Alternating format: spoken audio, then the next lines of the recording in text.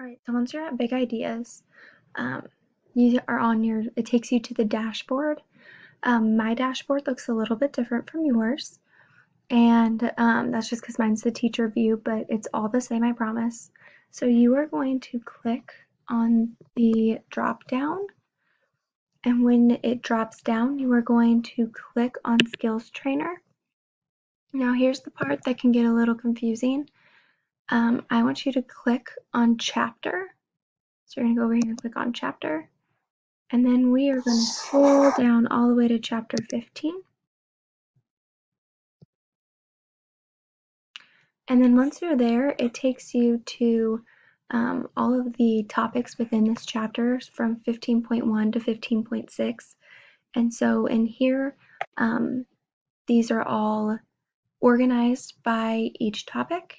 And so if I were you, if you were studying for the test, I would either move through 15.1 through 15.6, or you could pick the parts that you're struggling with. So if I'm struggling with the Pythagorean theorem, then I'm going to focus my time on 15.2. If I am struggling with rational numbers, then I'm going to focus my time on 15.4.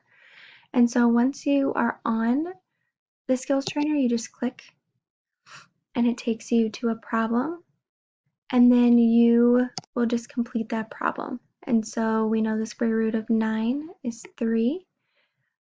Oops, we have to do this first, I believe. So square root of 9 is 3, and then the square root of 49 is 7. And then you hit check answer, and it'll give you a check mark, and then you hit next. And so I believe there's 10 problems for each one, and so you'll just complete all 10 and get your score. If I realize like I am doing fine now with this, I understand this, I can click stop. It gives me my score, but then I can go back and return to my skills trainer. When you return back to your skills trainer, you have to go back to clicking on chapter and then scrolling down to 15, and then there's more to pick from again. So you can work through the ones that you need help studying with.